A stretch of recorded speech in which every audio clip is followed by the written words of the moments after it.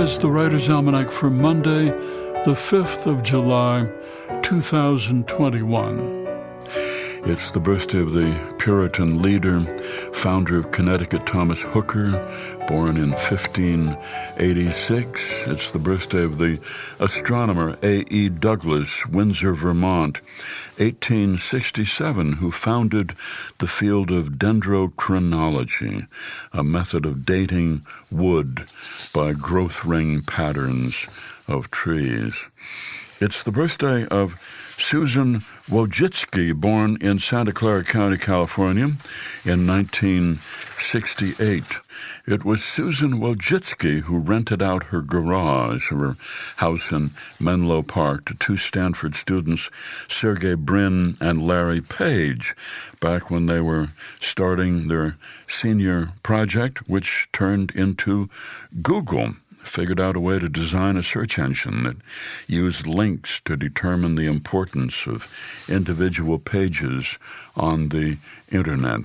They paid Wojcicki $1,700 a month to use her garage, and the three of them stayed up late working on it, and she became the first marketing manager at Google. And it was Susan Wojcicki who convinced Google to buy YouTube, which makes it possible for you to watch as many cat videos as you can. It's the birthday of the harpsichordist Wanda Landowska, born in Warsaw, 1879. Known as the rediscoverer of the harpsichord, she revived interest in the instrument during the first half of the 20th century. It was on this day, 1946, the bikini was introduced in Paris by the designer Jacques Heim. It was known as the world's smallest bathing suit, and he called it the atom, and it got its name because there had been a nuclear test at Bikini Island in the Pacific. It said in the advertisements that a swimsuit was not really a bikini unless you could pass it through a wedding ring. It was considered indecent at first, but by 1960 it had become a big hit. It's the birthday of the writer Gary Steingart, born in Leningrad, Russia, 1972, author of the Russian Debutante's Handbook and Absurdistan. Family emigrated to Queens when he was a boy, struggled to learn English at a Hebrew school there.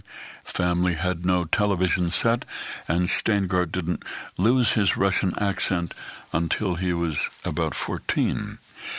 And it's the birthday of the writer and artist Jean Cocteau, born in Maison Lafitte, a resort town outside Paris, in 1889, whose advice to artists was listen carefully to criticisms made of your work, note just what it is about your work that critics don't like, then cultivate it. That's the only part of your work that's individual and worth keeping. Here's a poem for today by Jonathan Green, Hummingbirds. Can fly every which way, taught helicopters to rise straight up from the ground.